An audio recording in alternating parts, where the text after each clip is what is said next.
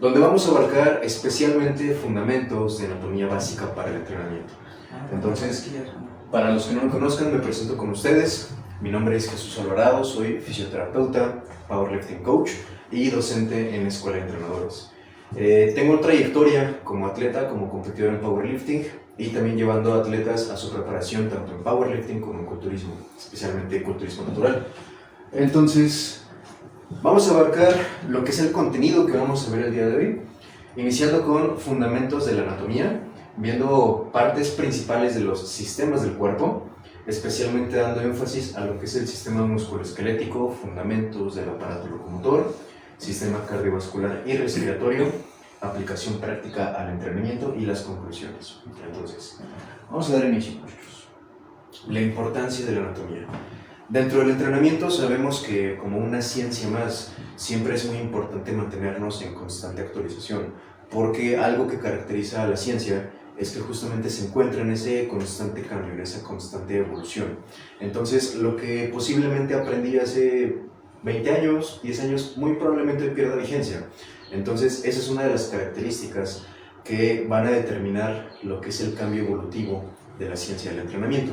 Y como el entrenamiento es otra ciencia, justamente tenemos que apegarnos a lo que dicen esos constantes cambios. La importancia de la anatomía, simple y sencillamente, la anatomía se encarga de estudiar la estructura y la forma de lo que nos compone, ¿sale? Por su nomenclatura grecolatina, anatomía significa corte. Entonces nosotros estudiamos estas estructuras a través de cortes. Son tres especialmente, no voy a profundizar en ellos, que es el corte sagital, transversal y longitudinal. Pero bueno, la importancia número uno, el primer punto que vamos a abordar es el nivel biomecánico. ¿Por qué?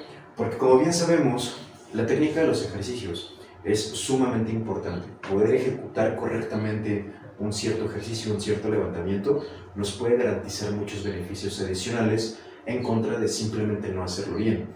Pero aquí viene un tema muy controversial en el cual hay muchos mitos alrededor. Esta ejecución correcta no obedece a una serie de reglas dictaminadas como si fuera una especie de receta de cocina. La técnica correcta va más en función de cómo esa técnica obedece a tu estructura anatómica. Eso quiere decir que los ejercicios se tienen que realizar según tus necesidades anatómicas, según tus dimensiones estructurales. Y voy a poner un ejemplo. Supongamos que yo tengo una persona que está al lado de mí, que mide exactamente lo mismo que yo, ¿sale? Pero a nivel proporción y a nivel anatomía tenemos dimensiones distintas. Es decir, este sujeto imaginario que se encuentra a un costado de mí podría tener un fémur más largo que el mío y una cavidad abdominal y cavidad torácica más corta que la mía. A pesar de que tengamos la misma estatura y las mismas dimensiones de forma general, tenemos diferencias anatómicas, lo cual dictamina a que vamos a hacer dos ejercicios, por ejemplo, una sentadilla, radicalmente diferentes. Entendiendo que nuestro cuerpo tiene alrededor de 135 o un poco más de articulaciones, todas estas articulaciones, especialmente las articulaciones sinoviales, las que nos permiten mucho movimiento, como los hombros, los codos, las muñecas, cadera, rodilla, funcionan como palancas, ¿sale? Y a nivel biomecánico nosotros tenemos un sistema de apalancamiento, es decir, para poder aprovechar un ejercicio tenemos que saber aprovechar nuestro sistema de palancas biomecánicas, nuestro sistema de palancas articulares. El segundo punto nos habla de una prevención de lesiones. En este punto sí vamos a profundizar un poquito, porque una lesión, digamos, se define por una estructura o un tejido blando que está sufriendo un daño como tal o un compromiso, ¿sale? Entonces, no es lo mismo tener una lesión como tal, una lesión diagnosticable, que simplemente un cuadro sintomático acompañado de dolor. ¿Por qué? Cuando se habla de entrenamiento de fuerza, entrenamiento para la estética corporal, si alcanzamos intensidades relativamente altas o altas durante el entrenamiento, es muy probable que tengamos episodios dolorosos, en alguna zona articular, en algún grupo muscular, pero esos episodios dolorosos son solo eso, dolor. Y no porque tengamos dolor, digamos, en una estructura como en los hombros, en la columna lumbar, no significa que ya estamos lesionados, simplemente es dolor, ¿sale? Entonces, una lesión se define como cuando un tejido ya tiene como tal un daño o un compromiso estructural. Entonces, el conocimiento de la anatomía, entre muchas cosas, nos ayuda parcialmente a esta prevención de lesiones, porque si de alguna manera sabemos aprovechar nuestras palancas biomecánicas, nuestras palancas anatómicas, vamos a optimizar la forma en la que nos movemos.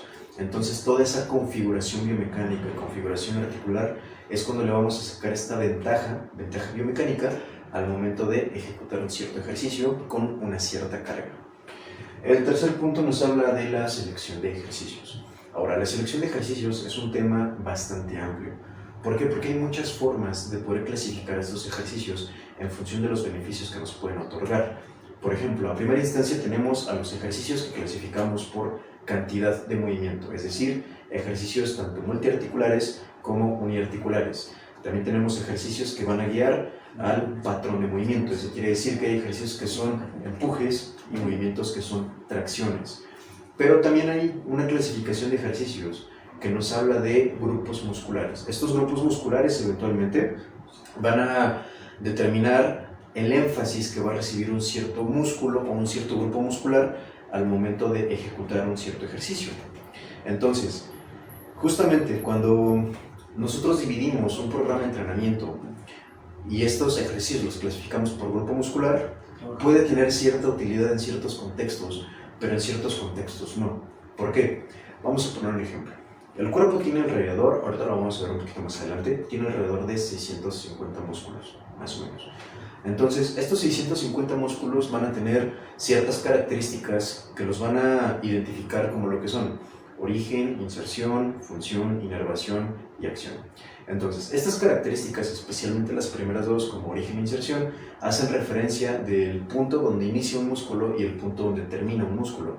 Entonces, entendiendo dónde inicia y dónde termina un músculo, sabemos qué función tiene. Vamos con un ejemplo. El bíceps.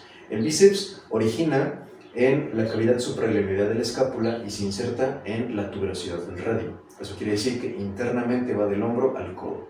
Sabiendo dónde empieza y dónde termina, sabemos qué función tiene, que es la de flexionar el codo. Entonces, sabiendo que el bíceps se encarga de flexionar el codo, sabiendo el origen y la inserción, sabemos qué ejercicios podemos utilizar. Pero supongamos que estamos hablando de un ejercicio que no es directamente para el bíceps. Por ejemplo, un remo con barra, un remo con mancuerna, una dominada, un jalón al pecho, un remo gironda, un remo Dorian con soporte en el pecho. Prácticamente cualquier ejercicio de espalda que se te ocurra va a haber una flexión de codo involucrada. Eso quiere decir que ese ejercicio de espalda no estaba aislando completamente la espalda, sino simplemente estamos ocupando una participación global de cientos de músculos donde la espalda quizás sea el principal protagonista cuando hay músculos que están apoyando o asistiendo a esa función. Entonces, esta selección de ejercicios nos ayuda a poder identificar en función de qué es lo que queremos entrenar, cómo lo podemos entrenar. Por ejemplo, un músculo muy importante, de gran tamaño, muy fuerte, que se encuentra en la espalda, es el famosísimo dorsal ancho. El dorsal ancho como tal tiene una función bien característica, que es la de aducir el hombro, es decir, llevar el brazo hacia la línea media. ¿Sale? Esta es la principal función del dorsal ancho. Pero cuando hacemos ejercicios como un remo con barra, como una dominada, como un remo con mancuerna, realmente estamos haciendo poco este movimiento de aducción. Lo que estamos haciendo es una extensión de hombro junto con una flexión de codo. Entonces, si nosotros queremos involucrar activamente más el dorsal ancho en este tipo de ejercicios, lo que podemos hacer es una pista mental de querer juntar el codo hacia el cuerpo y mantener esa tensión constante durante todo el ejercicio. ¿Y cómo lo sabemos? Por la anatomía del músculo, por su origen, por su inserción y por su función como tal. Entonces, esa es la importancia de saber seleccionar los ejercicios y muy importante también secuenciarlos entre sí, ya que la secuenciación de los ejercicios es un tema del que poco se habla, pero es muy importante de cara a optimizar la eficiencia de una sesión de entrenamiento. ¿Sale? El siguiente punto es el rendimiento, ya que la anatomía, sabiendo justamente las estructuras que vamos a utilizar, la forma en cómo las vamos a utilizar, nos ayuda a optimizar y mejorar el rendimiento, el desempeño de una persona, de un usuario, al momento de ejecutar cierto ejercicio, ya que podemos exprimirle la mayor cantidad de beneficios a ese ejercicio que estamos haciendo correctamente. Y por último, la individualización.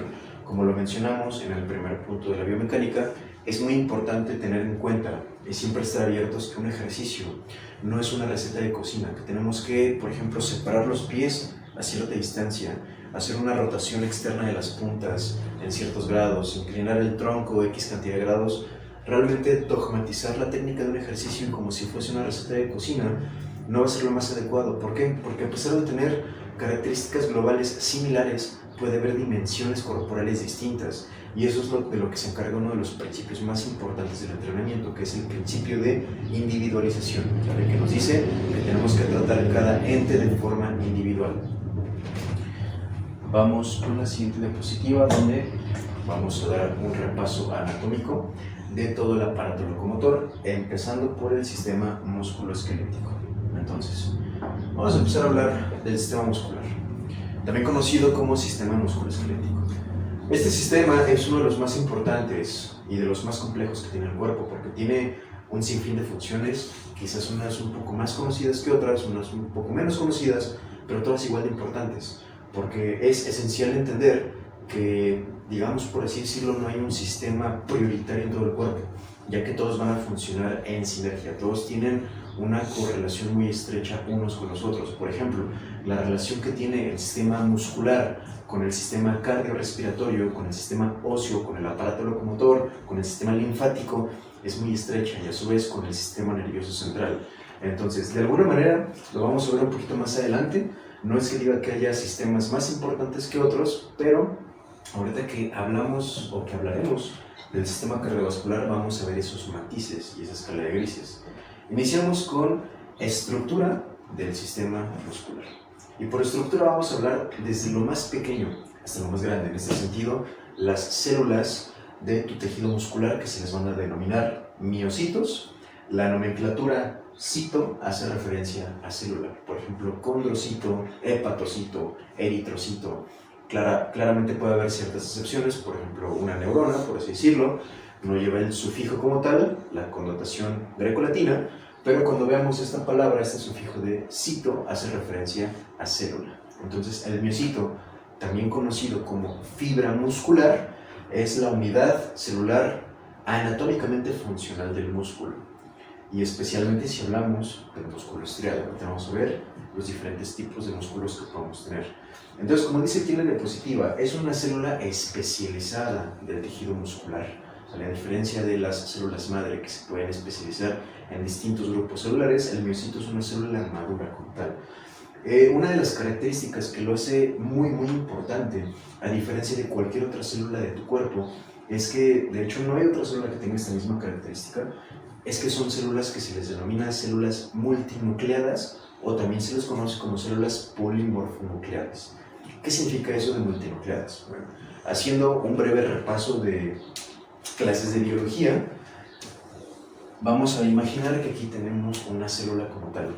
Entonces, en una célula nosotros tenemos distintos organelos, que son estructuras que se encuentran de forma interna en una célula. Vamos con un dibujo muy básico para entender cómo funciona esto de las células.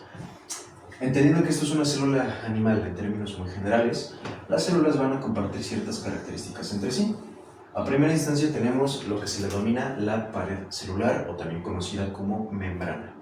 Esta membrana es una bicapa lipídica, se le llama bicapa lipídica porque está compuesta por dos capas de esfingolípidos y fosfolípidos. Esta bicapa lipídica es permeable. ¿Y qué significa permeable? Pues que de alguna forma permite entrada y salida de ciertas sustancias. Estas sustancias eventualmente las vamos a conocer como electrolitos. Especialmente esos electrolitos pueden ser iones de calcio, de fósforo, de fosfatos, entre otros electrolitos, pero no es impenetrable como tal. Entonces, tenemos un medio acuoso. Vamos a imaginar esto como si fuera una especie de alberca. Entonces, en una alberca pueden haber flotadores ahí presentes. Entonces, en primera instancia tenemos un núcleo, y dentro de ese núcleo nosotros vamos a tener una estructura aún más pequeña que se le llama nucleolo. Entonces vamos a ponerles nombre, núcleo. Dentro del núcleo, además del nucleolo, tenemos una sustancia sumamente importante, que es lo que nos caracteriza, lo que nos hace ser lo que somos. Porque dentro del núcleo nosotros tenemos un ácido nucleico conocido como ADN, es decir, toda nuestra información genética se encuentra aquí. Y en el nucleolo tenemos un ácido nucleico distinto, un poco menos conocido, pero igual de importante, que se le llama ácido ribonucleico. Entonces tenemos ADN y ARN. Ahorita vamos a ver más adelante la importancia que va a tener el ARN para el funcionamiento del cuerpo y, muy importante, la síntesis de proteínas. Entre otras sustancias que nosotros tenemos en una célula, también podemos encontrar las famosísimas mitocondrias, que son organelos celulares que se encargan especialmente de hacer la respiración celular, también conocido como ciclo de Krebs o ciclo de los ácidos cítricos. Es muy conocido por ser principalmente uno de los procesos o vías catabólicas que nos permiten producir energía, ¿vale? Entre otras sustancias también tenemos ribosomas, que son estructuras muy pequeñas que se van a encargar de hacer síntesis de proteínas también, retículo sarcoplasmático, entre otros. Pero bueno, para no adentrar en tanto detalle,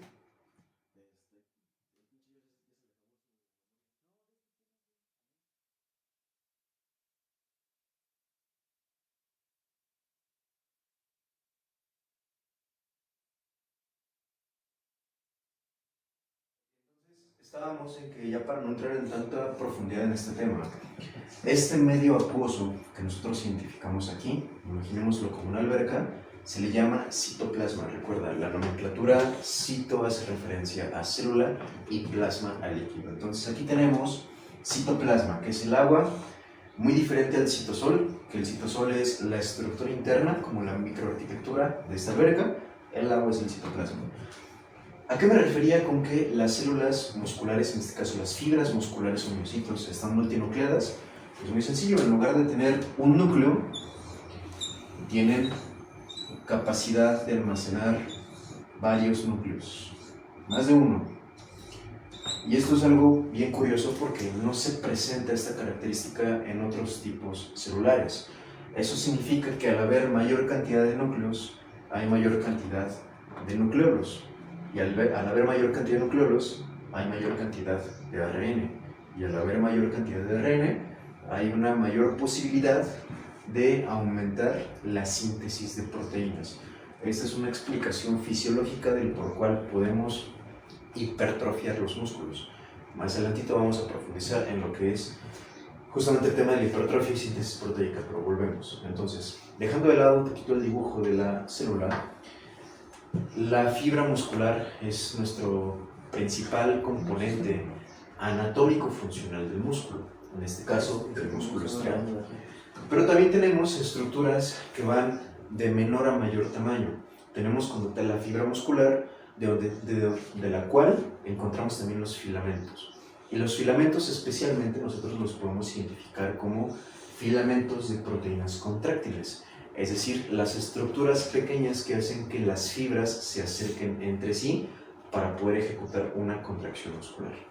Hay varios tipos de proteínas contráctiles. Las más comunes y las más sonadas en el ámbito del entrenamiento son la famosa actina y miosina, que las tenemos aquí en pantalla. La actina es conocida por tener filamentos finos y la miosina filamentos gruesos. Pero hay otros tipos de proteínas contráctiles que también están participando activamente en una contracción muscular, como las titinas, la tropomiosina y las troponinas también. Van a estar jugando un papel muy importante en el papel justamente de la contracción muscular. Ahora aquí tenemos una imagen de cómo se ven las fibras musculares dentro del músculo y cómo se encuentran los núcleos celulares distribuidos a lo largo de toda la fibra muscular. Pasamos a la siguiente diapositiva. Aquí vemos cómo esta característica muy importante de los núcleos musculares también puede generar adaptaciones al entrenamiento. Como lo mencionamos hace unos cuantos minutos, una fibra muscular ya sabemos que es multinucleada, es decir, que tiene más de un núcleo, varios nucleolos y por lo tanto una capacidad amplificada de generar síntesis de proteínas. Pero esto también nos da algo que pensar. Cuando nosotros nos sometemos a un programa de entrenamiento al cual, muy importante, estamos generando adherencia, es decir, lo estamos haciendo regularmente y frecuentemente, también hay adaptaciones en el cuerpo, es decir, cambios internos, cambios tanto celulares como estructurales como a nivel central. Y uno de los cambios o adaptaciones celulares que se presentan por este entrenamiento de fuerza, con el tiempo obviamente, es que si de por sí la fibra muscular ya era capaz de almacenar más de un núcleo, por eso se le llama multinucleada, con un entrenamiento de fuerza progresivo y gradual en el tiempo, hay un aumento de estos núcleos todavía, se multiplican entre sí. Eso quiere decir que pues obviamente si has escuchado hablar del término memoria muscular, bueno, pues no es un concepto tan descabellado porque va directamente, o si lo quieres ver indirectamente relacionado a este tema de los núcleos musculares. Y vamos a poner un ejemplo. Seguramente más de uno de ustedes les ha pasado que entrenan, digamos, un tiempo ininterrumpido, por ejemplo, un año. En un año somos muy propensos, somos candidatos a ver muchos cambios, muchas adaptaciones, aumentar el tamaño de nuestros músculos, generar hipertrofia, ganar fuerza, ganar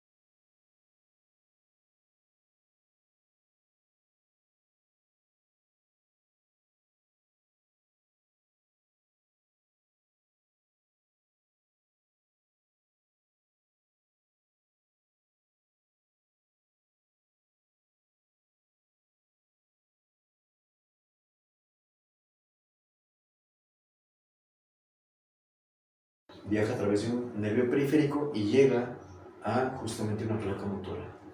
Gracias a esa conexión, a esta corriente eléctrica, a este estímulo eléctrico, es por el cual puedes moverte, puedes hacer una contracción muscular de forma activa, de forma voluntaria. Y todos los músculos están repletos de estas placas motoras. Cuando nosotros ganamos fuerza, A diferencia de lo que se creía, esta adaptación es una adaptación más neural que estructural.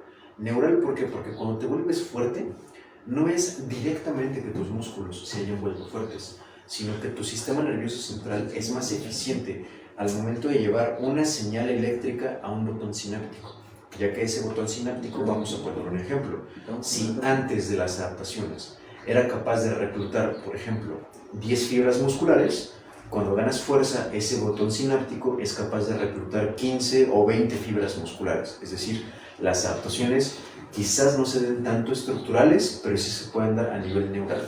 Claramente hay una relación muy estrecha entre ganar músculo y ganar fuerza para ganar músculo. Sí está estrechamente relacionado, pero una es una adaptación neural y otra es una adaptación estructural. Ganancias de fuerza y ganancias de hipertrofia, entre comillas, se podrían trabajar de forma aislada, pero nunca se van a dar de forma aislada. Cuando ganas fuerza, ganarás músculo eventualmente, y cuando ganes músculo, ganarás fuerza eventualmente también.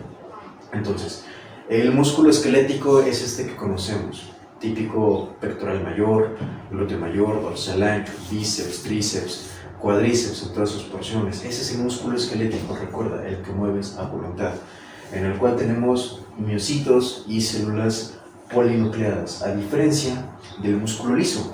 El músculo liso también tiene capacidad contráctil, porque tú puedes contraer tu bíceps de una forma muy contundente y con intención, puedes contraer tus dorsales, puedes contraer tu cuádriceps. El músculo liso también se puede contraer, pero no a voluntad.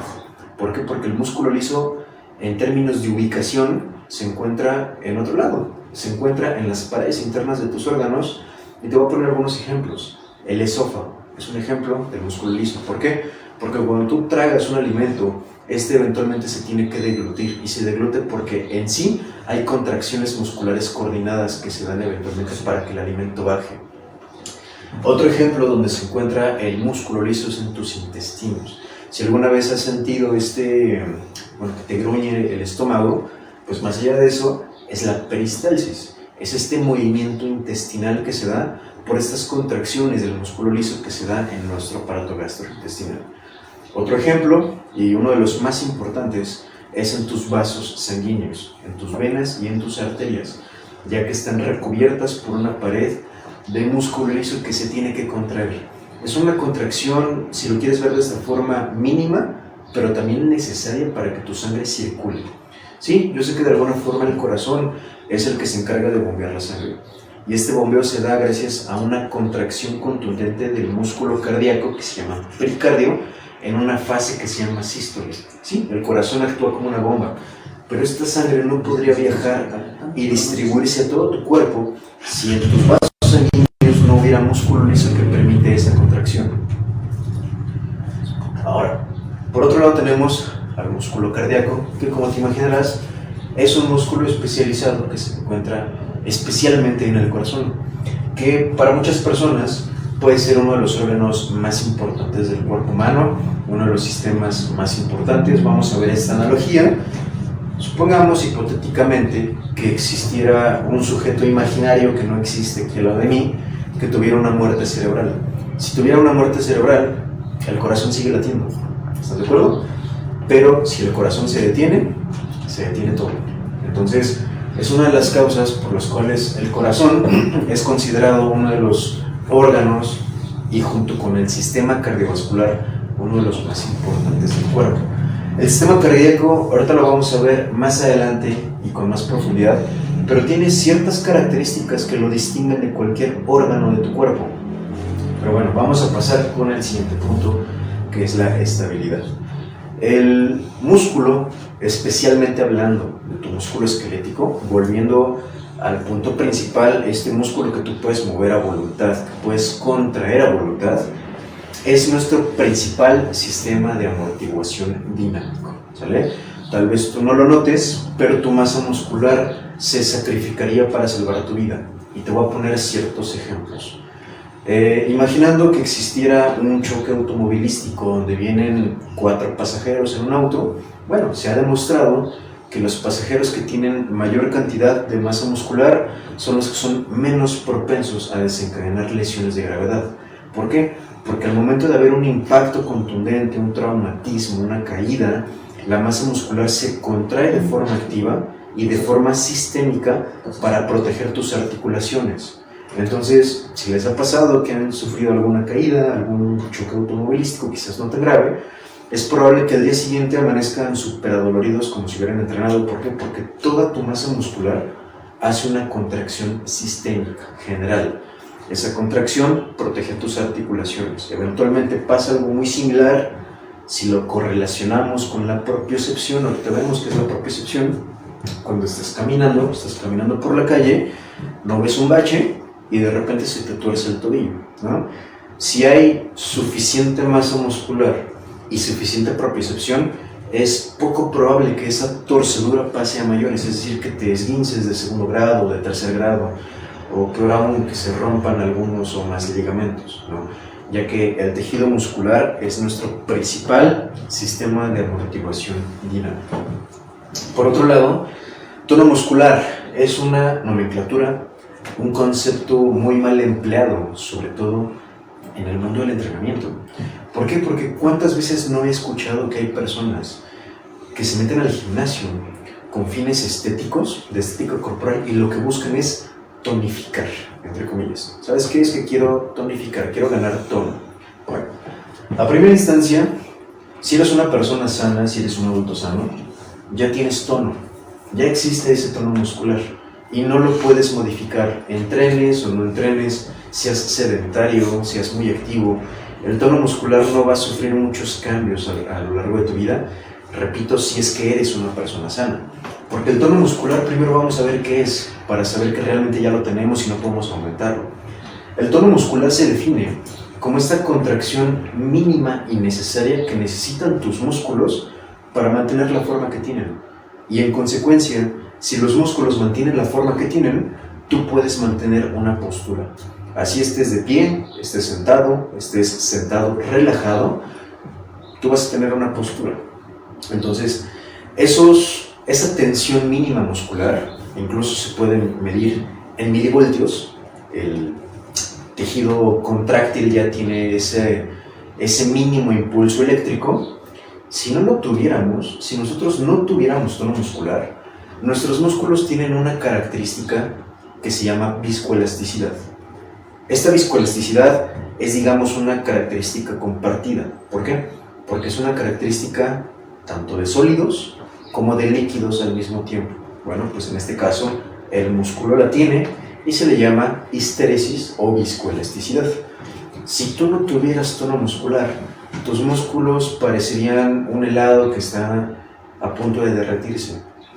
Y si pareciera un helado a punto de derretirse, no podrías mantener la postura que sea, ni tanto relajado, ni tanto en contracción, porque el tono muscular, repito, es esa contracción que le da forma a nuestros músculos.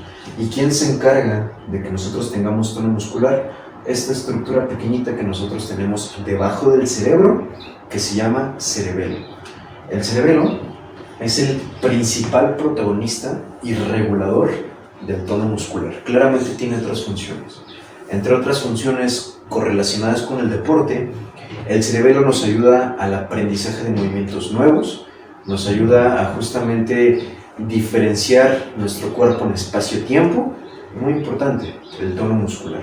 Entonces, muy seguramente, cuando la gente se refiere a quiero ganar tono muscular o quiero tonificar, posiblemente les pase por la cabeza algo más relacionado a definir, entrar en una etapa de definición muscular, por así decirlo, es lo que me viene a la mente. Pero bueno, para hablar de una etapa de definición, deberíamos de hablar de los componentes nutricionales necesarios para poder condicionar la pérdida de grasa y que podamos definir, que si lo ves desde este punto de vista, es algo muy diferente a lo que es el tono muscular. Vamos con la siguiente diapositiva. Otra de las funciones del sistema músculo-esquelético es la termorregulación. ¿Y a qué se refiere termorregulación? Termocalor, regulación, control. Pues sí, nuestro sistema muscular es un componente metabólicamente muy activo. Tiene funciones endocrinas, quizás no tan exploradas en el mundo del entrenamiento, pero sí son muy importantes. ¿Por qué? Simple y sencillamente produce calor. El tener más masa muscular que otras personas, nos hace personas que produzcamos más cantidad de energía y la liberemos en forma de calor. Por eso calor, calorías. Si alguna vez has escuchado el concepto de tasa metabólica basal, bueno, esa tasa metabólica basal puede ser mucha o poca en función de la cantidad de masa muscular que tengas. Y para fines prácticos, abriendo un pequeño paréntesis, la tasa metabólica basal, muchachos, es la cantidad de energía que nosotros gastamos simplemente para estar vivos. ¿Sale? Imagínate que una persona sea completamente sedentario, es más, no sedentario, sino lo que le sigue. Un paciente postrado en una cama, si quieres incluso hasta en estado de coma, ¿sale? Si esa persona sigue viva, sigue consumiendo energía. ¿Por qué? Porque el corazón sigue latiendo. Bueno, si nos vamos a un punto no tan radical de una persona que no está en coma, pero sí está encamada, pues esa persona sigue pensando, sigue ventilando, sus pulmones se siguen expandiendo, su caja torácica se sigue expandiendo, el diafragma sigue funcionando. Si esta persona come, pues muy seguramente está haciendo digestión, y esa digestión es un efecto térmico de los alimentos que también está gastando bastante energía. Y más allá de eso, el mantener los signos vitales como la frecuencia cardíaca, frecuencia respiratoria, temperatura corporal, saturación de oxígeno, hace que nosotros tengamos un gasto de energía bastante alto. Ahora, esta tasa metabólica basal se puede ver amplificada mientras más masa muscular tengamos. Vamos a imaginar que yo en este momento agarro una cámara térmica, y si yo los observara a ustedes con una cámara térmica, se verían más o menos con tonalidades entre anaranjadas, tirándole a un rojo vivo más o menos. Y eso es porque están vivos. Y eso se debe a que tú estás produciendo mucho calor. Somos seres vivos que estamos gobernados por las leyes de la termodinámica. Y muy seguramente conocen la primera ley de la termodinámica, y no me pueden decir que no, porque sí, la conocen. La energía no se crea ni se destruye, solo se transforma. Esa es la primera ley de la termodinámica, y pues afortunada o desafortunadamente estamos gobernados por esas leyes. Eso quiere decir que si tú te sientas durante 20 minutos en una silla y después te pones de pie y tocas la silla, se va a sentir calientita. ¿Por qué? Por la transferencia de calor. Entonces, es uno de los motivos por los cuales una de las funciones más importantes de la masa muscular es la regulación de calor. Simplemente, si te da frío y eres una persona que comienzas a temblar, ese temblor por frío, pues ese temblor se llama tiriteo. Y esas contracciones musculares pequeñas se encargan de producir calor para que, pues, obviamente no te mueras de hipotermia. Entonces, esa es la función del temblor. Otro punto igual de importante es la circulación linfática, ¿sale? La circulación linfática, pues digamos, es un componente relacionado con los músculos, porque es donde tenemos tanto vasos linfáticos como ganglios. Ahora, vamos a poner un ejemplo. Si tú agarras una barra Z, la cargas con determinado peso, lo que sea, algo lo suficientemente intenso para ti, y te avientas una serie al fallo, ¿sale? Llegas a, no sé, voy a poner un ejemplo, 20 repeticiones. Descansas entre 1 o 2 minutos y te avientas otra serie al fallo. Obviamente vas a hacer menos reps. Llegas al fallo, descansas igual entre 1 o 2 minutos y repites este esquema 3 o 4 veces, ¿sale? Que serían lo equivalente a 3 o 4 series.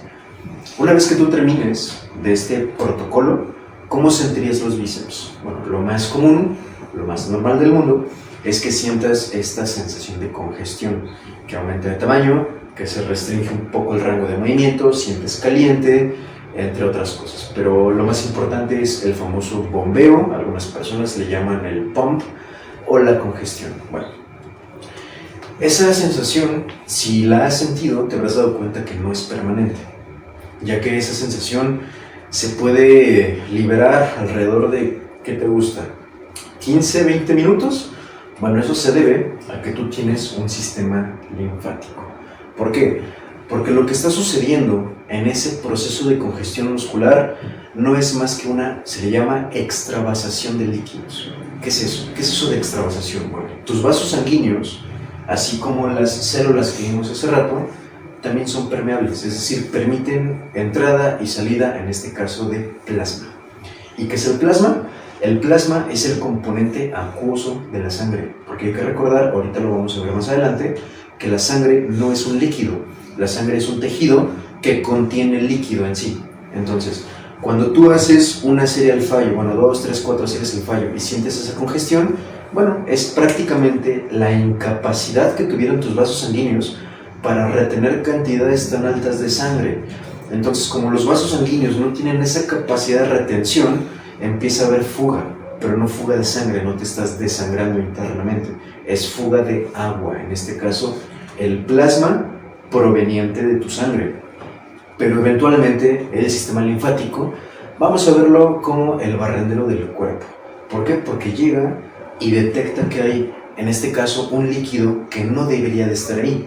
No estamos llegando a niveles muy extremos para determinar que te estás edematizando, pero es líquido que está donde no debería de estar.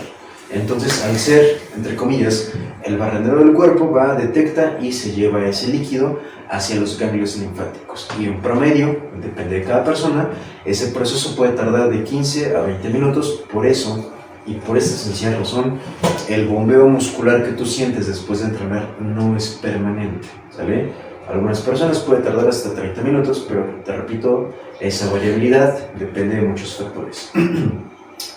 Otra de las funciones, ¿qué tendrá que ver el sistema muscular con la circulación sanguínea? Muy importante. Aquí yo te pongo una imagen, un diafragma, eventualmente estas diapositivas se les van a compartir. Esto que vemos aquí son las fuerzas de Starling, ¿sale? Estas fuerzas de Starling son 4. Es una hidrostática, capilar, intersticial, lienoncática, intersticial, capilar también. Es decir, es la fuerza que ejercen los líquidos de la sangre y la sangre en conjunto en contra de las paredes arteriales. Entonces, como bien sabemos, estos vasos sanguíneos están formados por músculo liso y sabemos que a pesar de que el músculo liso no es voluntario, sino se contrae de forma involuntaria, esa contracción coordinada de los vasos sanguíneos es una contracción minúscula, nos permiten esta circulación sanguínea. Y por último, todavía no terminamos, pero una de las siguientes funciones es la contracción muscular. Y justamente en la musculatura estriada, la musculatura esquelética, hemos identificado estos tipos de contracción, iniciando con la más común, que son las contracciones de tipo concéntrico. Bueno, antes de explicar qué es una contracción concéntrica, isométrica y demás, vamos a ver de inicio qué es una contracción. Es una contracción el proceso en donde las fibras musculares se acercan entre sí para vencer una resistencia. Esa resistencia puede ser tanto interna como externa. Ahora sí, entendiendo lo que es una contracción muscular, empezamos con las contracciones concéntricas. Bueno, vamos a poner de ejemplo el bíceps, ¿sale? El bíceps es un músculo biarticular, pasa por un par de articulaciones, ya sabes lo que es el hombro, lo que es el codo. Entonces, por el punto de origen y el punto de inserción, una contracción concéntrica implica que estos puntos, tanto de origen como de inserción, se van a acercar entre sí, ¿sale?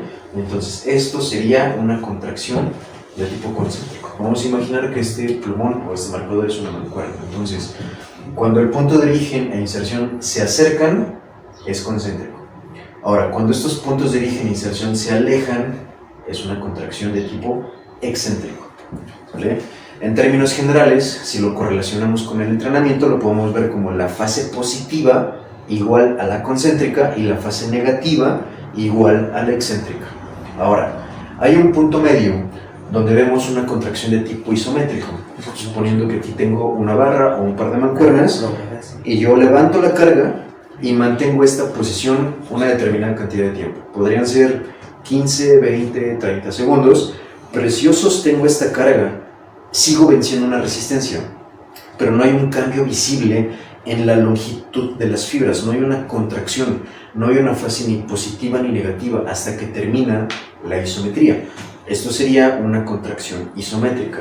Ahora, en términos fisiológicos, como bien sabemos, esta definición de que no hay cambios de longitud, sí hay cambios de longitud, ¿sale? A nivel histológico, hemos determinado que esa longitud puede variar desde un 5 hasta un 13%, pero ya no es visible. Es decir, las fibras musculares a nivel microscópico sí se están acortando, obviamente, pero ya no es visible. ¿Por qué? Porque yo me estoy quedando, por así decirlo, inmóvil en un punto fijo una determinada cantidad de tiempo. Entonces, visiblemente no hay acortamiento, celularmente sí hay acortamiento. Eso sería una contracción de tipo isométrica. Y por último, un par de desconocidas, pero bueno, pues existen y vamos a hablar de ellas. Es la contracción de tipo isocinética, que por su connotación grecolatina iso significa igual, cinética habla de kine y movimiento, es decir, una contracción a una velocidad constante. Eso se da mucho en el ámbito de la rehabilitación. Y desafortunadamente para poder ejecutar una contracción de tipo isocinética se requieren máquinas especiales de muy alto costo monetario que al menos acá en el país no conozco muchos lugares que cuenten con ellas. Entonces es uno de los motivos por los cuales es muy poco común explorar este tipo de contracciones. Y por otro lado tenemos ya en último lugar a las contracciones auxotónicas, que una contracción de tipo auxotónica no es más que la combinación de una concéntrica con una isométrica o de una excéntrica con una isométrica. Es combinar, nada más. Y vamos con las características como tal de un músculo, especialmente un músculo estriado, un músculo esquelético. Ya dejamos de hablar hace mucho rato de los músculos lisos, los músculos cardíacos.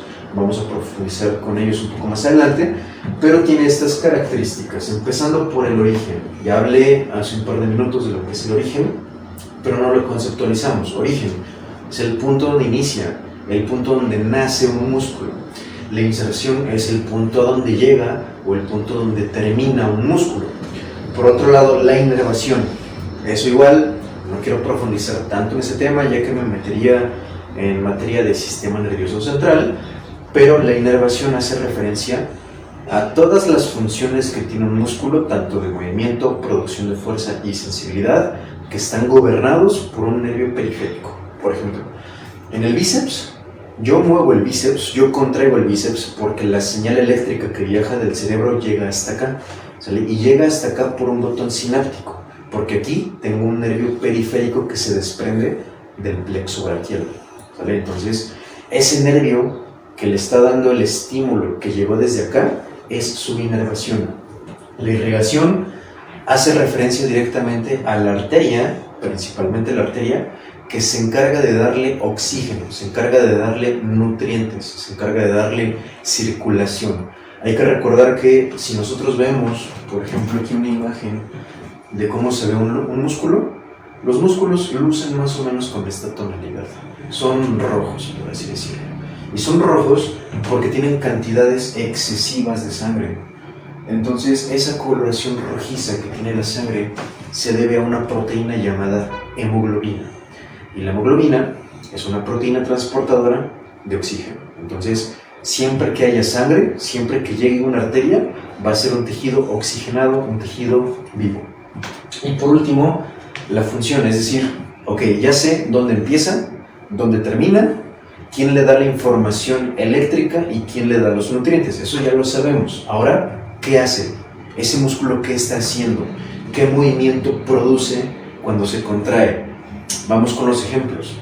El bíceps, cuando se contrae, flexiona el codo.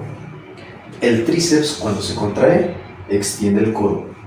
El pectoral, cuando se contrae, hace una aducción horizontal. El dorsal ancho, cuando se contrae, hace una aducción normal. El cuádriceps, cuando se contrae, hace una extensión de rodilla. Los isquiotibiales hacen flexión de rodilla. El glúteo mayor hace extensión de cadera, el psoas hace flexión de cadera y así todos los músculos van a tener funciones específicas. Cabe aclarar que hay músculos que se van a clasificar por músculos agonistas, antagonistas, sinergistas, estabilizadores y antigravitatorios también. ¿Qué significa que un músculo sea agonista? Sencillo. Si estamos hablando del bíceps y estamos hablando de que el bíceps hace flexión de codo, pues en la flexión de codo el agonista es el bíceps, mientras que el antagonista es el tríceps, es decir, el que se opone al movimiento principal. ¿Por qué se opone? Porque mientras el bíceps se contrae, el tríceps se tiene que elongar, se tiene que distender. Entonces eso se llama inhibición recíproca, ¿sale? Todo músculo que se contraiga, el agonista se tiene que elongar, se tiene que estirar. Si el cuádriceps se contrae, el isquiotibial se tiene que elongar. Si el psoas se contrae, el glúteo se tiene que elongar. Eso es la inhibición recíproca.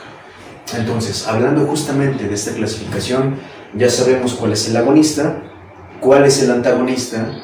Ahora, los sinergistas son los que apoyan al movimiento principal. Por ejemplo, en esta misma sinergia de lo que es la flexión de codo, el bíceps hace flexión de codo, pero no es el único, porque tenemos alrededor de 15 músculos que ayudan al bíceps a que haga su flexión de codo.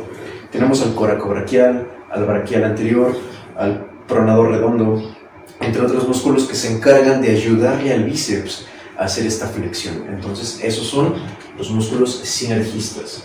Los estabilizadores son, como se explica solo en la palabra, los que se encargan de estabilizar la articulación, y los antigravitatorios, que de hecho son bastantes, son los que se encargan de hacer una contracción global porque se están oponiendo a la fuerza de gravedad y para que te mantengas de pie.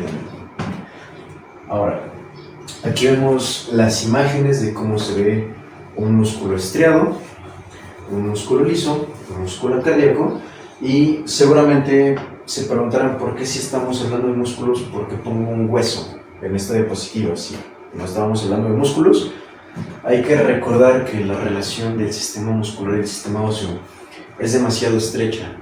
Y la imagen que estoy poniendo es una, digamos, esta imagen nos explica lo que está coloreado en tonalidad roja, lo que son las inserciones del músculo, es decir, a dónde están llegando. Hay que recordar que el músculo se une al hueso a través de un tendón.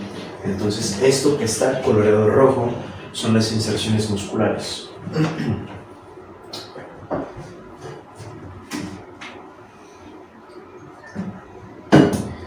Pasando al siguiente tema, vamos a hablar acerca de estructura del sistema óseo. Ya dejamos los músculos un poquito de lado. Vamos a hablar cómo empezamos del sistema muscular, ahora de sus células. En este caso vamos a diferenciar tres cuerpos celulares presentes en tus huesos, a diferencia del músculo que pues simple y sencillamente eran los miocitos, las fibras musculares. Aquí tenemos tres, que son osteoblastos, osteoclastos y osteocitos. Iniciemos con los osteocitos. Los osteocitos son células ya maduras. Al ser células ya maduras, ya se encuentran incrustadas en la matriz ósea del hueso, es lo que le da forma, lo que le da sostén. Es la célula ya madura, participa en la regulación de todo el metabolismo óseo, de toda la remodelación. Recuerda, célula madura, osteocito. Mientras que los osteoblastos y osteoclastos, estos que tenemos aquí arriba, son todo lo contrario, son células inmaduras. Pero en este caso tienen funciones opuestas, ¿sale? Y gracias a estas, pues es que no tenemos osteoporosis. ¿Por qué? Porque los osteoblastos, vamos a imaginar como los obreros de una construcción que se encargan de colocar o recolocar hueso nuevo, mientras que los osteoclastos se encargan de degradar o de remover hueso viejo. Entonces, así como ya te lo estarás imaginando, debería de existir un equilibrio celular entre osteoblastos y osteoclastos. Imagínate, hipotéticamente, en un escenario donde hubiera muchos osteoclastos, pero pocos osteoblastos. Es decir, habría muchos obreros removiendo y quitando hueso, pero habría pocos obreros colocando hueso nuevo. Eso sería una degradación ósea bastante importante, patológica, que conocemos como osteopenia, que eventualmente puede desencadenarse en osteoporosis. Aquí vemos en esta imagen cómo se ve la arquitectura de un hueso de forma interna. Los huesos no son completamente sólidos. Dentro de ellos hay un sistema, una microarquitectura que se llama sistema trabecular. Ahora más adelante los vamos a ver.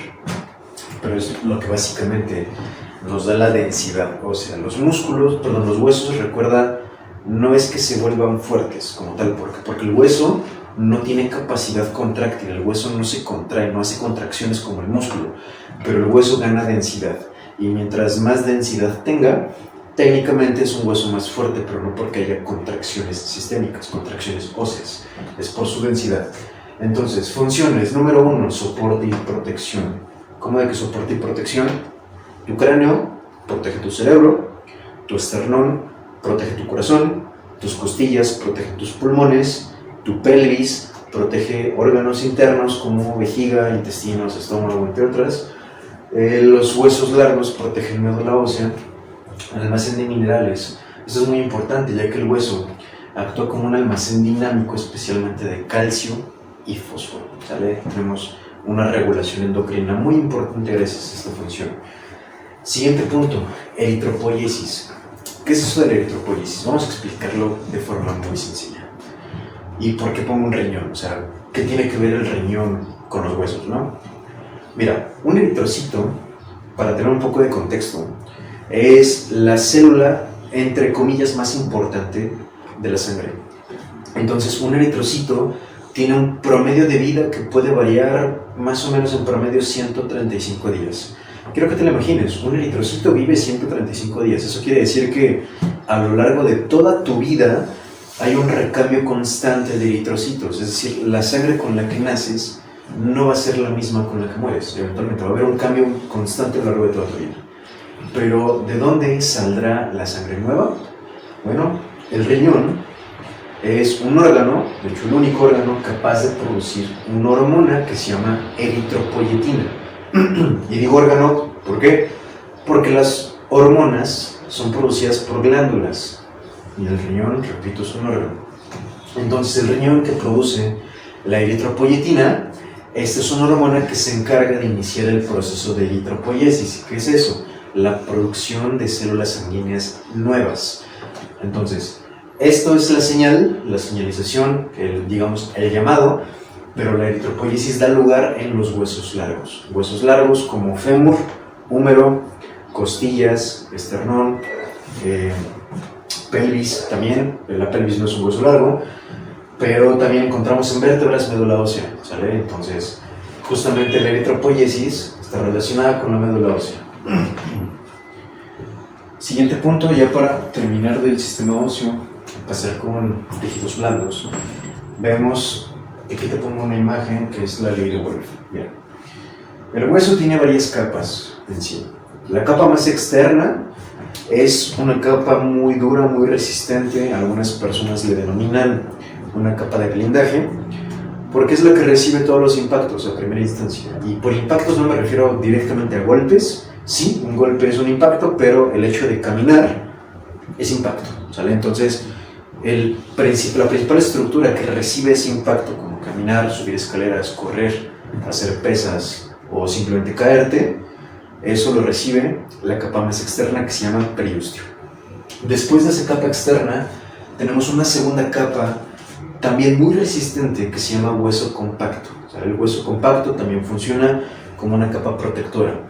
Pero detrás del hueso compacto ya no hay nada compacto ahí. Se le llama hueso esponjoso. Y se le denomina así porque si tú has visto alguna vez una esponja y la partes por la mitad, así luce el hueso esponjoso, tal cual. Ya que el hueso esponjoso a nivel microscópico se ve así, ¿sale? Y esta microarquitectura es el sistema trabecular del que te hablaba hace unos minutos. Así se ven tus huesos microscópicamente por dentro. Entonces, estas trabéculas son, digamos, estos orificios que tienen un determinado diámetro. Si estos orificios, estas trabéculas más bien, son muy grandes y muy espaciadas entre sí, nos habla de una densidad ósea pues muy pobre, muy mala. Mientras que si estas trabéculas tienen menor diámetro y están más juntas entre sí, nos habla de mayor densidad, es decir, un hueso fuerte, sólido, capaz de resistir impactos antes de fracturarse. Entonces la ley de Wolff nos dice, como todo en la biología, lo que no lo usamos, lo desechamos. Entonces, si tú no les das a tus huesos el estímulo que requieren, si fueras una persona sedentaria, que no hace ejercicio, que no entrenas, pues eventualmente vas perdiendo densidad ósea. A diferencia de si tú entrenas, si eres activo, si subes, bajas escaleras, caminas, vas para allá y para acá, para todos lados, pues seguramente la densidad ósea que tengas va a estar en óptimas condiciones, gracias a que el hueso es un material anisotrópico. ¿Qué significa eso de anisotrópico? El hueso se adapta a la función. Si tú le demandas mucho movimiento, soportar cargas, pues el hueso, antes de fracturarse, va a preferir ganar densidad. Pero si tú le quitas todas esas demandas, el hueso va a ser un poco más frágil y va a perder densidad ósea. Dato curioso, un pequeño paréntesis, los deportistas, incluso de la élite competitiva, que han demostrado tener la densidad ósea más pobre, digamos, en el mundo del deporte, son los nadadores. Los nadadores, como no se someten, digamos, tangiblemente a las fuerzas de gravedad y están constantemente en el agua, pues son propensos o candidatos a perder densidad ósea. Ahora, vámonos un poquito más de rápido con lo que son tendones y ligamentos.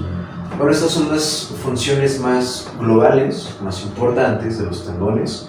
Y en primer lugar, transmisión de fuerza. ¿Por qué transmisión de fuerza? Porque como lo dice el punto final, el punto número 7, el tendón se encarga principalmente de unir hueso con músculo. Entonces, ¿de dónde viene la contracción muscular? Del músculo. ¿De dónde viene la fuerza?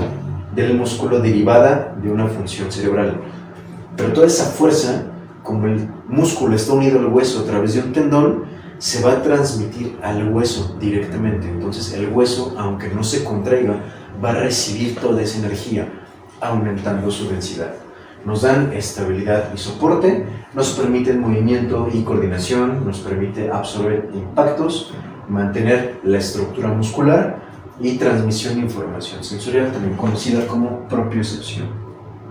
Aquí tenemos unas imágenes de cómo luce el tendón rotuliano, el tendón de Aquiles, y vamos más adelante ahora con ligamentos.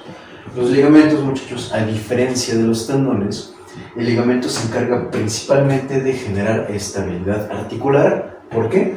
Porque unen hueso con hueso. Recuerda, el tendón unía hueso con músculo, el ligamento une hueso con hueso.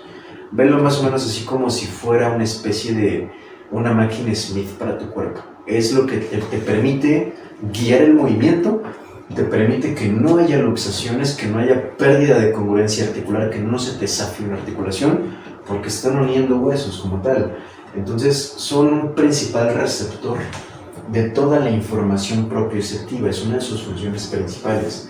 También nos sirve de orientación y guía de los movimientos y adaptación a movimientos repetitivos. Aquí te pongo una imagen de cómo lucen los ligamentos de rodilla. En este caso tenemos a los colaterales, tanto lateral como medial, ligamento cruzado anterior y posterior, y aquí vemos igual un proceso quirúrgico en un ligamento colateral. Ahora, vamos con sistema cardiovascular. Bueno, el sistema cardiovascular, empezando especialmente con el corazón, va a tener ciertas características que los va a diferenciar de otros sistemas. Por ejemplo, el corazón tiene conductibilidad, tiene contractibilidad, refractariedad y automatismo. ¿Qué es la conductibilidad? La conductibilidad se refiere a la capacidad que tiene el corazón para propagar señales eléctricas, ¿sale? Eso es la conducción eléctrica. La contractibilidad, teniendo en cuenta que el corazón está formado por músculo, en este caso puede ser pericardio como endocardio, tiene capacidad contráctil, es decir, se contrae porque es una bomba. Todo sistema de circulación requiere de tres componentes: una bomba, un sistema de canales y un fluido. En este caso la bomba será el corazón, el sistema de canales serán las venas y las arterias, y el medio de fluido en este caso es tu sangre. Entonces la contractibilidad hace referencia a la capacidad que tiene el corazón para poder contraerse, para poder expulsar la sangre de su contenido. Refractariedad, esto lo voy a explicar en esta imagen que tenemos aquí de un electrocardiograma que se encarga de hacer todo el registro de la actividad eléctrica. Si te das cuenta, nosotros tenemos ondas positivas y ondas negativas. Una onda positiva son simple y sencillamente las que se ven para arriba, esas son ondas positivas. Una onda negativa es la que se ve hacia abajo, pero tenemos segmentos que les vamos a llamar segmentos isoeléctricos. Un segmento isoeléctrico es donde no hay actividad eléctrica en ese periodo de tiempo. Por ejemplo, tenemos aquí un segmento isoeléctrico, otro segmento isoeléctrico, tenemos 4 en total en este electrocardiograma, ¿sale? Estas ondas tienen nombre, es onda P, esta de acá se le conoce como complejo QRS, onda T y onda U, ¿sale? Los segmentos isoeléctricos se les van a denominar en función de dónde se ubiquen. Por ejemplo, entre la onda P y el complejo QRS tenemos el segmento PR, ¿sale? Entonces, este segmento que está lineal, donde no hay ni ondas ni positivas ni negativas, es un segmento isoeléctrico, también conocido como periodo refractario. Entonces, esa es la refractariedad que hace referencia al punto 3. Vamos a ver qué nos dice la diapositiva. La refractariedad se refiere al periodo de tiempo durante el cual una célula muscular cardíaca es incapaz de responder a un estímulo eléctrico. Es decir, es el descanso en una fracción en milésimas de segundo que requiere tu corazón. Porque imagínate que tu corazón tenga una contracción sostenida todo el tiempo, te mueres. Así de sencillo. Entonces necesita ciertos periodos refractarios, ciertos periodos de descanso para poder continuar con su actividad normal. Y por último, automatismo. Hace unos minutos te comentaba que tus músculos funcionan gracias a impulsos eléctricos. Esos impulsos eléctricos, ¿de dónde venían? Del cerebro. Especialmente, ya sabes, el sistema nervioso central. El impulso llega aquí, la señal viaja a través de la médula espinal hacia un nervio periférico y llega a tus músculos por medio de una placa motora o botón sináptico. Eso quedó sumamente claro. Pero el sistema nervioso central se encarga de regular prácticamente todo. Es el medio de interacción de entre tu medio externo y tu medio interno también. Pero pasa algo muy curioso con el corazón, porque esta cuarta propiedad, que se llama automatismo, nos está diciendo prácticamente que el corazón tiene su propio electricista, es decir, no depende directamente de las funciones del sistema nervioso central o lo que diga el sistema nervioso central.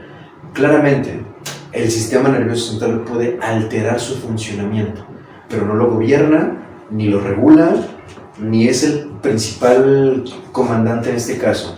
Altera su funcionamiento, pero el corazón tiene su propio electricista, que es nada más y nada menos que el marcapasos natural. Nosotros tenemos un marcapasos que se llama nodo sinoauricular. No es el único, pero sí es el más importante. Entonces, este nodo sinoauricular, que es tu marcapasos, es decir, el corazón se envía su propio impulso eléctrico para que él funcione, nos permite mantener una frecuencia cardíaca en reposo estable. Ahora, si llegara a pasarle algo a este marcapasos natural, si tu nodo sinoauricular por algún motivo de conducción eléctrica no funcionara, pues no te mueres, porque tenemos un segundo marcapasos de respaldo. Solamente que ese marcapasos de respaldo, ese secundario, no funciona igual que el principal. Es decir, puedes vivir, pero vas a tener alteraciones en tu frecuencia cardíaca en reposo. Ese tipo de detalles, pues obviamente se pueden detectar en un estudio como este, que es un electrocardiograma, pero bueno, no vamos a profundizar en eso ahorita. Ahora, estructura del corazón.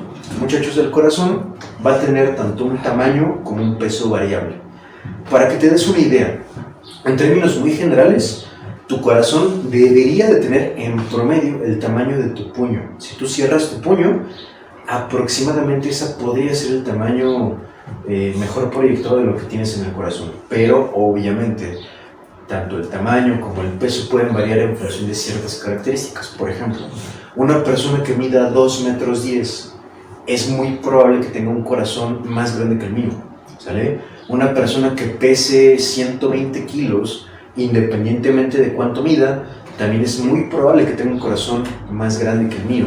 Eso puede ser derivado por una hipertrofia cardíaca o por una cardiomegalia, es decir, un aumento del tejido graso que envuelve al corazón. Por cualquiera de los dos motivos no es sano. Ahora, una persona sedentaria, o más bien una persona que no sea deportista y presente hipertrofia cardíaca, eso es un grave problema, un muy grave problema de hecho. Pero en deportistas, tanto de resistencia como de fuerza, si se presenta la hipertrofia cardíaca, es una adaptación al entrenamiento. Hay que tener en cuenta que, como en esta imagen que vemos aquí, estos componentes que se ven en la parte inferior del corazón es músculo, eso se llama pericardio.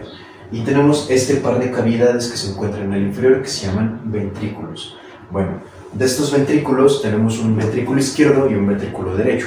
El ventrículo izquierdo se caracteriza por tener una mayor hipertrofia en comparación del derecho. Debe de estar más hipertrofiado. ¿Por qué? Porque este ventrículo trabaja especialmente con toda la resistencia externa de tu cuerpo. caminar, subir, bajar escaleras, correr, entrenar, hacer sentadillas, hacer burpees, lo que sea, ese ventrículo trabaja con todas las resistencias externas, mientras que el ventrículo derecho trabaja solamente con la resistencia que ponen tus pulmones. Entonces, ese es el motivo por el cual el ventrículo derecho no debería tener el mismo grado de hipertrofia en comparación del izquierdo. Entonces, es un órgano hueco, cónico, pero a pesar de estar hueco, nunca está vacío, siempre tiene sangre en su interior, gracias a lo que conocemos como el ciclo cardíaco. El ciclo cardíaco se compone por dos fases. Una fase llamada sístole, que es la contracción ventricular, y una fase llamada diástole, es decir, la relajación ventricular. Si el corazón está hueco, pero nunca está vacío porque tiene sangre, cuando se contrae, es decir, en la sístole, ¿qué pasará con la sangre?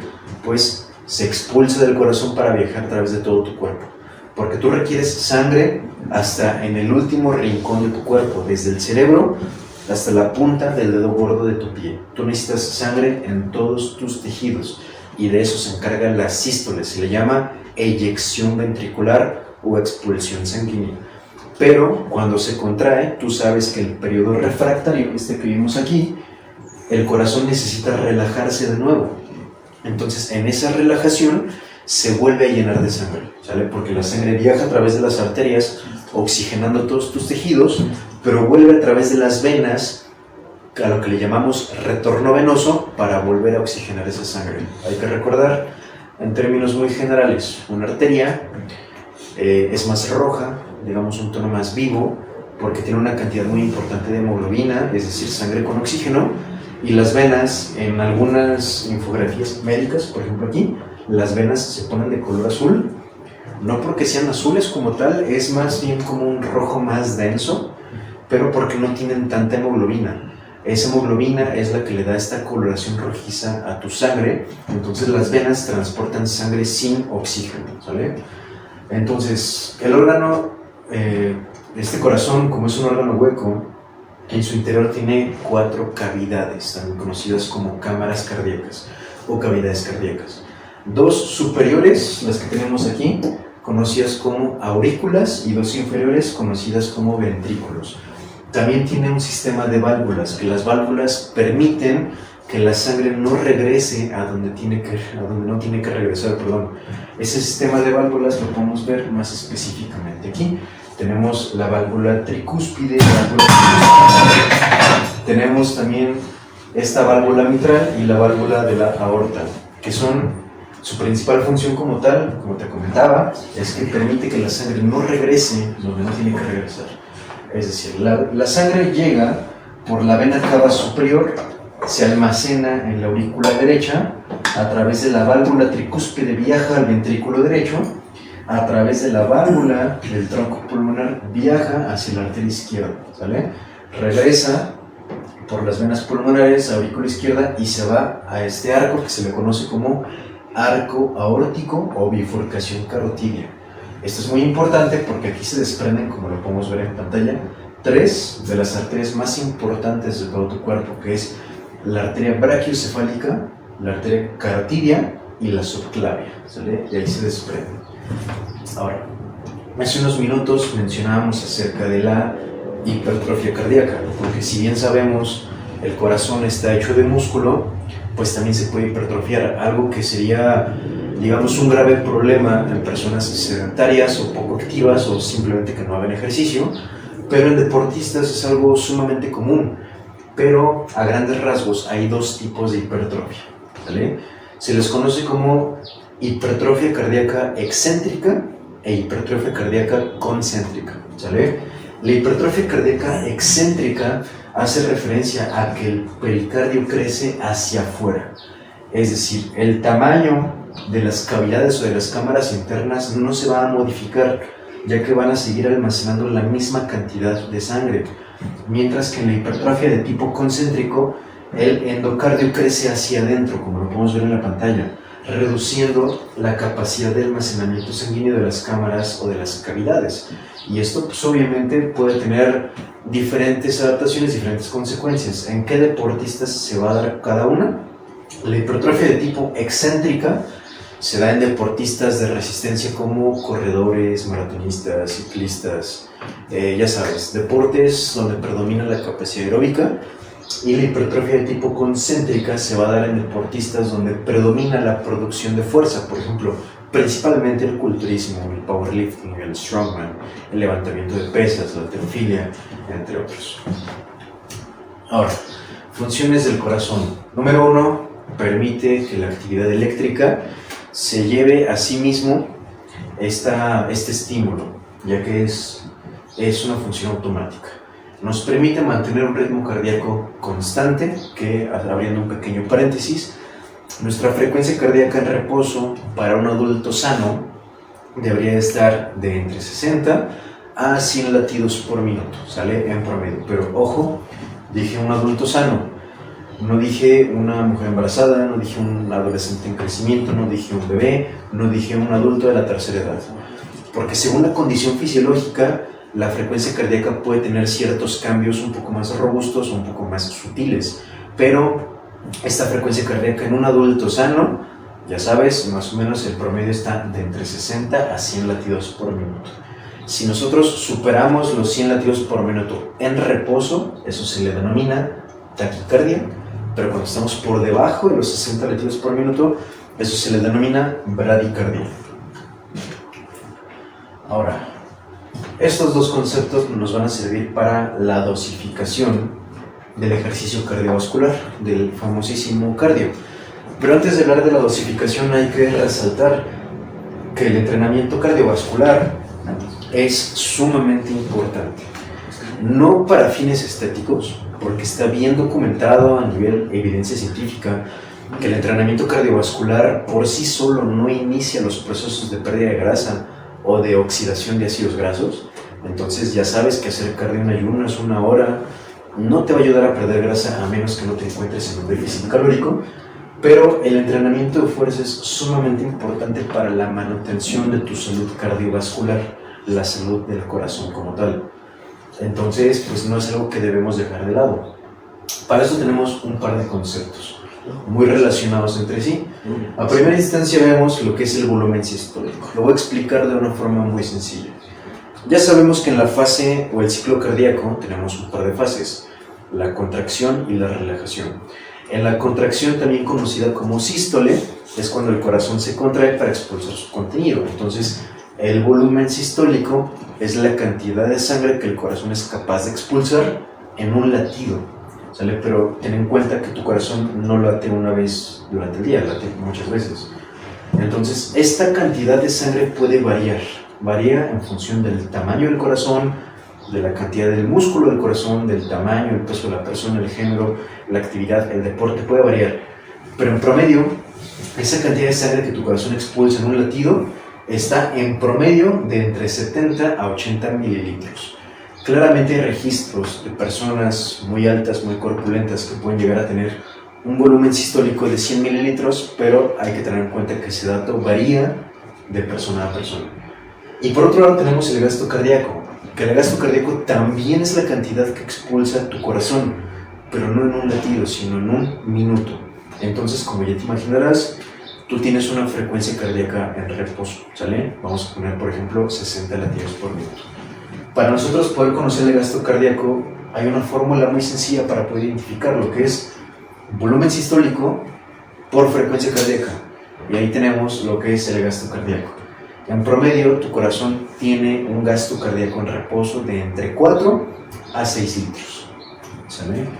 Que tenemos bien documentado también que el gasto cardíaco es una proyección o una estimación de la cantidad de sangre que tienes en este momento de tu vida. ¿Por qué? Porque tu corazón es capaz de restablecer, de redireccionar toda tu sangre de tu cuerpo en un minuto. Entonces, para dosificar el entrenamiento aeróbico tenemos obviamente muchas opciones, muchas herramientas. Yo estoy proponiendo estas 3. Número 1, para identificar el grado de esfuerzo o grado de intensidad al que vamos a llegar en un determinado ejercicio, tenemos la frecuencia cardíaca como medidor de la intensidad. Sí, yo sé que también existe el consumo de oxígeno, que existen los METs, que existe el gasto cardíaco, pero frecuencia cardíaca es la comúnmente más utilizada. Y para esto vamos a acompañarla con el índice o el coeficiente de Karbonen, que Karbonen nos dice una proyección o estimación de a qué frecuencia cardíaca máxima podemos llegar en un esfuerzo máximo. La fórmula es de lo más sencilla del mundo, consiste en 220 menos la edad. Entonces, lógicamente, si tengo un adulto joven de 20 años y saco Karbonen, pues su resultante va a ser 200. 220 menos 20 igual a 200. Me dice que técnicamente, entre comillas, esta persona hipotética podría alcanzar una frecuencia cardíaca de 200 latidos por minuto en un esfuerzo máximo. Pero como no lo voy a llevar a un esfuerzo máximo, a partir de ahí voy a dosificar porcentajes según la zona del entrenamiento donde quiero estar, ¿sale? Y por otro lado, índice de Roffier. El índice de Roffier nos habla de la recuperación activa que tiene tu corazón. Y para esto vamos a hacer 4 mediciones. La primera, una de las más importantes, determinar la frecuencia cardíaca en reposo que tiene la persona. Inmediatamente después, iniciar el entrenamiento, ¿sale? Vamos a iniciar un entrenamiento especialmente de características aeróbicas, que la primera respuesta al entrenamiento sea un aumento de la frecuencia cardíaca, y cuando terminemos el entrenamiento, inmediatamente después, tomar la frecuencia cardíaca, ¿sale? Inmediatamente después, para ver a qué frecuencia llegamos post ejercicio, ¿sale? Una vez que la tomemos, lógicamente va a ser una frecuencia cardíaca más alta que con la que iniciamos el reposo. Vamos a poner un ejemplo: si fulanito tenía 70 latidos por minuto, después de entrenar puede que llegue a 160, ¿sale? Entonces, voy a dejarlo descansar un minuto, solamente un minuto, y cuando termine el minuto vamos a hacer una segunda medición de la frecuencia cardíaca. En este caso, lo que yo espero con el índice de Roffier es que dentro del primer minuto de descanso sea capaz de, como mínimo, descender al menos 20 latidos por minuto, como mínimo. Si ese corazón no descendió esos primeros 20 latidos por minuto en ese primer minuto, algo está sucediendo a nivel cardiovascular, ¿sale? Algo no muy bueno, por supuesto. Entonces, si teníamos 70 en reposo, 160 post ejercicio, dentro del primer minuto yo debería de esperar al menos que reduzca a 140. Cuando en la mayoría de los casos, si tratamos con personas sanas, no necesariamente deportistas, pero sí personas sanas, esa frecuencia cardíaca va a disminuir muy por debajo de los 20 latidos por minuto, puede descender 40 o hasta 50 latidos. Pero voy a hacer una tercera medición de frecuencia cardíaca después de 2 minutos de haber descansado. Esa tercera medición de la frecuencia cardíaca se tiene que aproximar lo más parecido que sea a la frecuencia en reposo. Entonces, aquí tenemos los parámetros más comunes, más sencillos. Es una propuesta muy básica para poder dosificar el entrenamiento y medir la recuperación activa que tiene una persona. Entonces, con esto terminamos esta sesión de anatomía aplicada para el entrenamiento. Conclusiones generales: vimos justamente estructura y función del sistema musculoesquelético, del sistema óseo, aparato locomotor como tal. Vimos algunos conceptos como la contracción muscular, vimos los diferentes tipos de contracción muscular y, muy importante, profundizamos un poquito en toda la fisiología y funcionamiento del aparato cardiovascular. Entonces, sin más por el momento, ahora sí, chicos, vamos a ir revisando las preguntas que fueron dejando en la bandeja de comentarios. Vamos a ver.